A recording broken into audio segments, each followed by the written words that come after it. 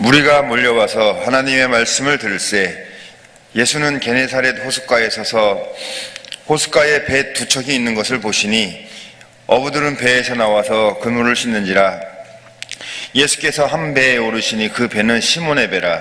육지에서 조금 떼기를 청하시고 앉으사 배에서 무리를 가르치시더니 말씀을 마치시고 시몬에게 이르시되 깊은 데로 가서 그물을 내려 고기를 잡으라.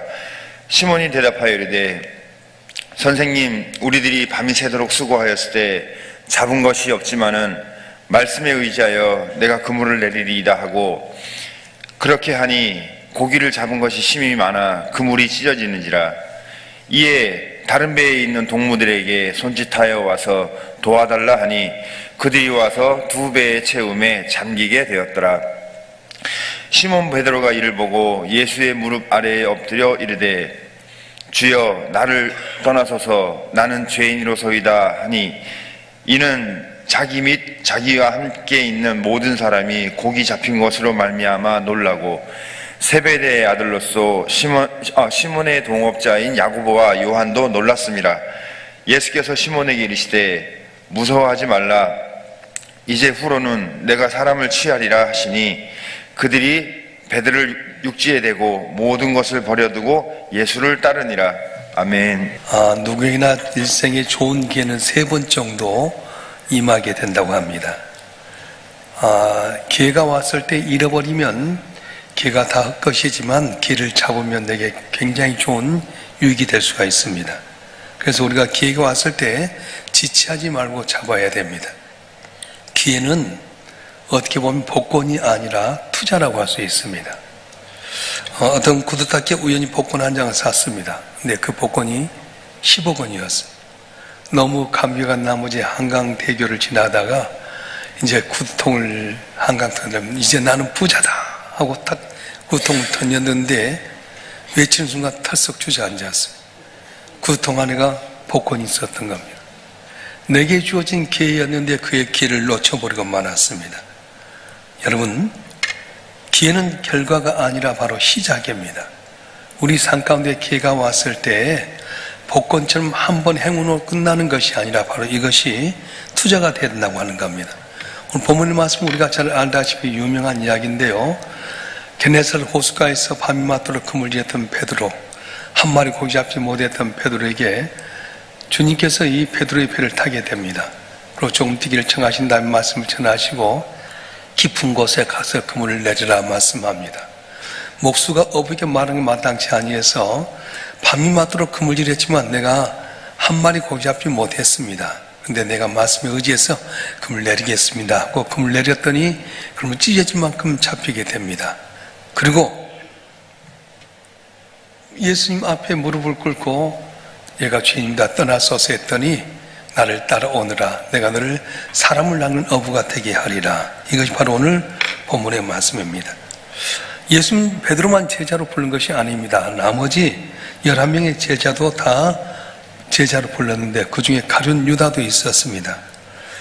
예수님에게 제자로 부른 것은 아주 좋은 기회였습니다.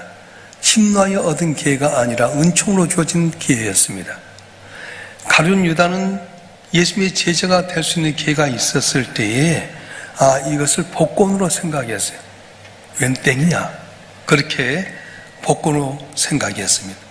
투자로 여기지 않았습니다. 근데 베드로는 달랐습니다. 모든 것을 버려두고 예수님을 쫓아왔습니다. 기회를 복권으로 여기지 않고 투자로 여겼다고 하는 겁니다. 가룟 유다와 베드로가 같은 제자가 되는 기회를 얻었는데 두 사람 가운데 차이가 무엇입니까? 베드로는 기도로 투자했습니다. 네, 가룟 유다는 성경에 보면 기도했던 내용이 하나도 없습니다. 여기를 봐도 저기를 봐도 계속 성경을 봐도 가룟 유다가 기도했다는 이야기는 하나도 없습니다. 그런데 베드로는 어떻습니까? 예수님의 기도 현장에 언제나 있었습니다. 변화산에 올라갔을 때도 나머지 9 제자는 옆에 있었지만 베드로와 요한과 야고보는 아니라 기도한 자리에 있었고요. 또 겟세마네 동산에 올라갔을 때도 밑에서 9 제자들, 거기에 가룟 유다도 거기에 포함될 수 있었지만은 베드로와 요한과 야고보는 예수님의 기도 현장에 같이 있었던 겁니다. 여러분, 오늘 우리의 삶 가운데 기도하면 주의 놀라운 기적의 역사가 일어나는데 예수님 옆에 있다고 해서 다 된 건 아니에요. 내게 주어진 삶 가운데 기도하는 예수님 닮아서 기도하면 내 삶 가운데 놀라운 능력의 역사가 일어날 줄로 믿습니다. 할렐루야.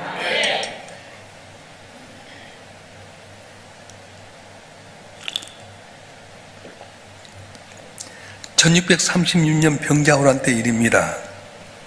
이제 청나라가 군사들이 이제 전체 진을 치고 있었는데 우리 군사들이 밖에 대치하고 있었습니다. 국포 남한갑이 기록한 역사 기록을 보면 이런 이야기가 등장하고 있는데요. 찬바람이 불고 더군다나 찬비까지 내리기 시작했습니다. 비를 피할 길이 없습니다. 밤중에 야외에서 온 군사들이 찬비를 맞아가면서 얼어 죽을 지경이 있었는데 그때 인조왕과 세자가 밖으로 나와서 땅에 꼼짝하지 않고 앉아서 하늘을 향해서 기도하기 시작했습니다. 하늘이시여, 오늘 우리나라를 이정이 된 것은 우리 부자가 하늘 앞에 죄를 지었기 때문입니다. 저 백성들과 저 군사들을 불쌍히 여겨 주시옵소서. 저들이 무슨 죄가 있습니까? 벌을 내리시거든 제 부자에게 벌을 내리시고 저들에게 벌을 주지 마옵소서. 인조왕은 눈물을 흘리면서 기도했습니다. 눈물과 찬비로 온몸이 다 젖었습니다. 신하들이 나가서 모셔오려고 했는데도 불구하고 꼼짝하지 않고 땅바닥에 엎드려서 하늘을 향해서 빌기만 했습니다. 조금 후에 기적이 일어났는데요. 비가 그치고 은하수가 나타났습니다. 밤 기온이 점점 오르더니 온화해졌습니다. 온 백성과 온 군사대의 감동의 눈물을 흘리던 밤이었습니다. 이렇게 국포 남한갑이 인조왕이 청나라에 의해서 포위되었을 때 그 추운 날 왕과 세자가 와서 기도할 때에 하늘의 비가 멈춰지게 되고 따스한 온기가 왔다는 것을 기록했던 내용입니다. 여러분, 기도하면 하늘의 감동이 있습니다.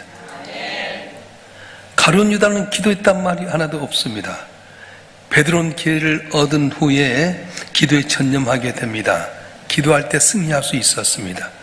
베드로는 자기에게 주어진 기회를 복권으로 여기지 않았어요.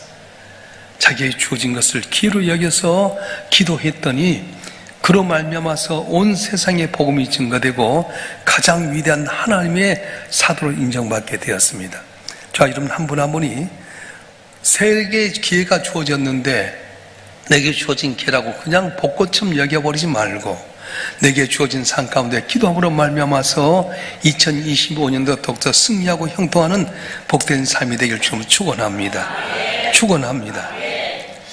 베드로가 예수님 제자가 되는 기회를 얻었습니다. 가룟 유다도 제자가 될 수 있는 귀한 기회를 얻었는데 가룟 유다는 뭘 포기하지 못했냐? 돈을 포기하지 못했어요. 돈에 대한 집착이 강했습니다. 결국 예수님을 은 30냥에 팔아버렸습니다. 예수님의 제자가 될 수 있는 기회가 있었는데 그가 포기하지 못한 뭐냐? 돈에 대한 욕심이었습니다. 근데 베드로는 엄청난 포기를 합니다. 오늘 11절 말씀 한번 읽어볼까요? 누가복음 5장 11절 시작. 그들이 베드로를 육지에 대고 모든 것을 버려두고 예수를 따르니라. 아멘. 베드로는 뭘 했냐? 포기했다는 거예요.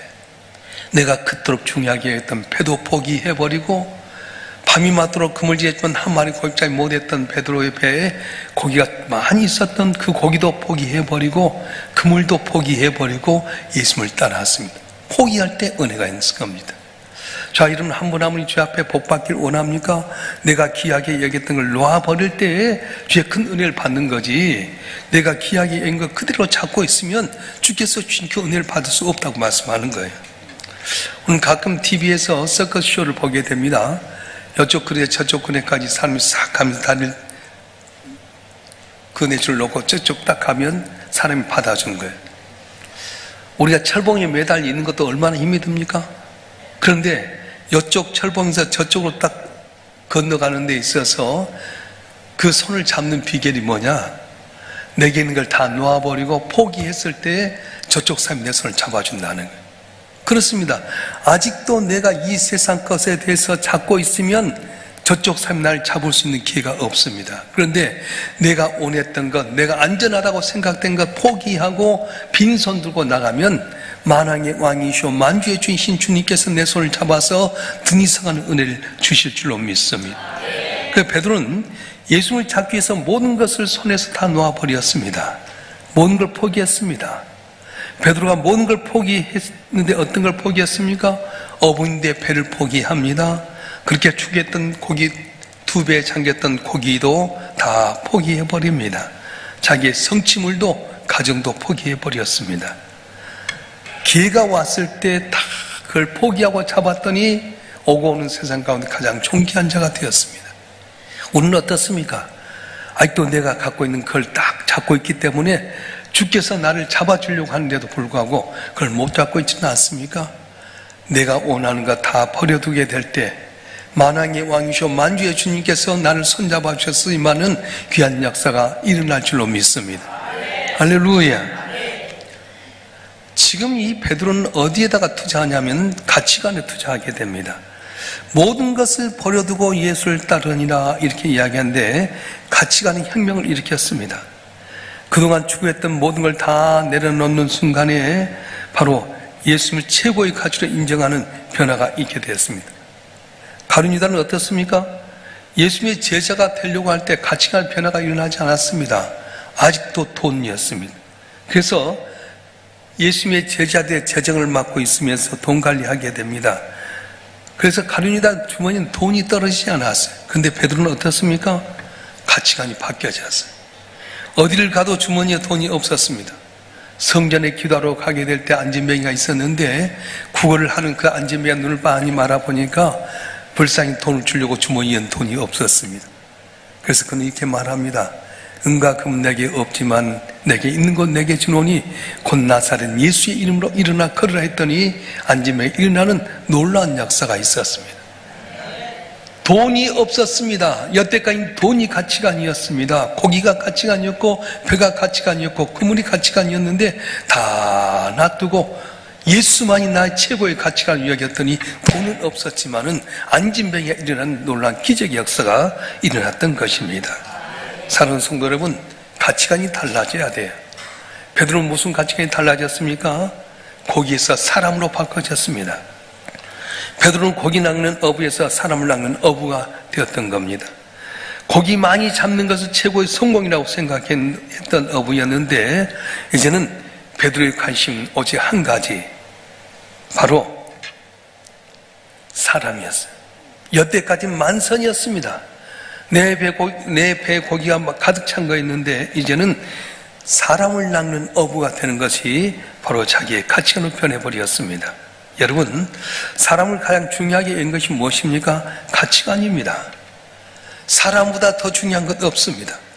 하나님께서 세상을 창조할 때 어떻게 만드셨습니까? 6일 동안 온 세상을 다 만드셨어요. 그리고 마지막 날 아담과 하와를 만드셨습니다. 이 땅에 없는 것이 없었습니다. 부족한 것이 없이 다 준비한 다음에 아담과 하와를 창조하셨습니다. 마치 목수가 집을 다 짓고 나서 가구를 하나 둘 채우고 나서 전기 연결시키고 가스 연결시키고 모두 완전하게 한 다음에 사람이 들어오게 된 것처럼 하나님은 누구를 귀하게 여기냐? 사람을 귀하게 여긴다는 거예요. 천하보다 귀한 생명이라고 말씀하셨어요. 오늘 저와 여러분 한 분이 뭐에 대해서 가치관을 갖습니까? 사람에 대해서 가치관을 가질 때 사람 구원하는 데 있어서 여러분의 필요한 것을 공급해 주시고 은혜를 주실 줄로 믿습니다. 할렐루야. 그러니까 교회는 사람이에요. 누구나 다 이 세상에 천하보다 귀한 생명을 우리에게 맡겨주시고 그들을 오게 만드시고 이걸 위해서 내가 너희와 세상 끝내 함께 하겠다고 말씀하셨어요. 2025년도 여러분 가치관이 뭐였습니까? 고기였습니까? 만선입니까? 아니면 좋은 배입니까? 여기서 가치관, 사람의 관심을 갖고 한 생명 가치는데 최선을 다할 때 주께 놀라운 기적과 은혜를 주실 줄로 믿습니다. 할렐루야. 베드로는 물질에서 영으로 가치관이 변했습니다. 이제 베드로는 물질이 아니었습니다. 고기가 아니었습니다. 배가 아니었습니다. 그물이 아니었습니다. 영원한 천국이 그의 가치관이었습니다. 재미있는 통계가 있는데요. 조선일보사에서 여론조사 기관을 통해서 이제 한국갤럽과 글로벌 마켓 인사이트가 공동조사했습니다. 10개국 5,190명에게 행복의 지도를 조사했는데 나는 행복하다고 질문한 질문 중에 한국 사람이 제일 적었다는 거예요. 나는 행복하다. 10개국에 질문을 했는데 제일 적은 것이 우리 한국 사람인데 몇 명이었냐? 7.1%. 한국 사람 가운데 나는 행복하다고 생각한 사람 7.1%였다는 거예요. 100명 정도 가운데서 7명 정도가 나는 행복하다고 생각한 겁니다. 가장 행복을 느끼고 있는 나라가 브라질 사람이었답니다. 60%가 나는 행복하다. 그래서 그들은 물질로 부유한 나라가 아닌데 삼바 축제라든가 하다 보면은 자기가 행복하다는 거예요. 돈이 많아서가 아닙니다. 100명 중 60명이 행복하다고 했습니다.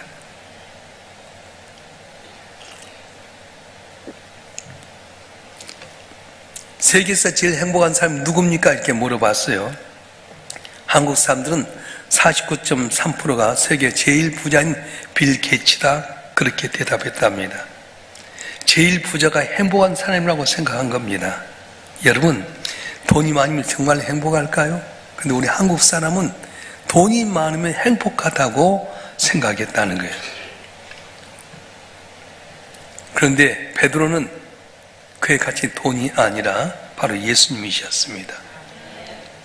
베드로는 돈이 많다고 행복한 것이 아니라 예수님 한 분만으로 행복하다고 생각했어요.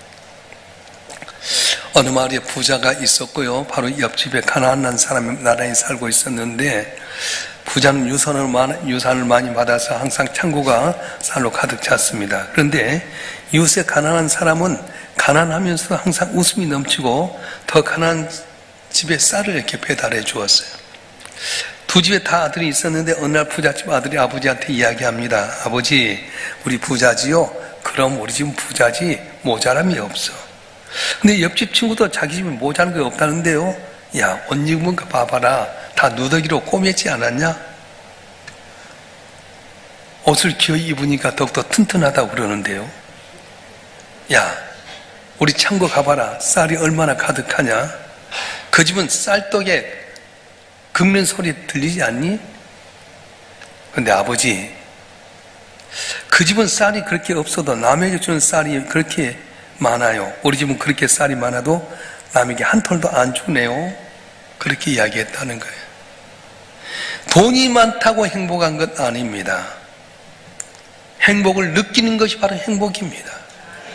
우리는 돈이 많아서 행복한 것이 아니라 나를 위해서 전능하신 하나님이 아들 예수 십자가에 못 박혀 죽게 희생하셨고 그 아들이 나와 동행하시고 영원한 천국을 주셨다는 것 때문에 우리는 행복하게 된다고 하는 거예요. 할렐루야.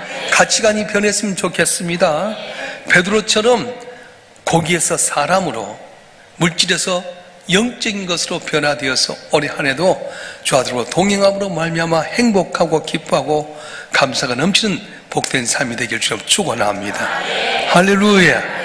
우리 같이 한번 기도하십시다. 가룟 유다도 예수님 앞에 제자로 택함받은 기회가 있었고 베드로도 주님 앞에 제자로 택함받은 기회가 있었습니다. 그런데 가룟 유다는 기도했단 말이 없습니다. 그러나 베드로는 기도했습니다. 가룟 유다는 자기 손에 돈을 꽉 잡고 있기 때문에 예수님을 잡지 못했지만 베드로는 모든 걸 다 버리고 예수님을 잡았습니다. 그래서 가치관이 변화가 되었습니다. 여러분 어떻게 할 겁니까? 오직 주님 한 분만으로 만족하며 주님 앞에 모든 걸 다 올인해서 섬김으로 말미암아 승리할 수 있는 여러분 되기 위해서 우리 주여 삼창하고 동속 기도하겠습니다.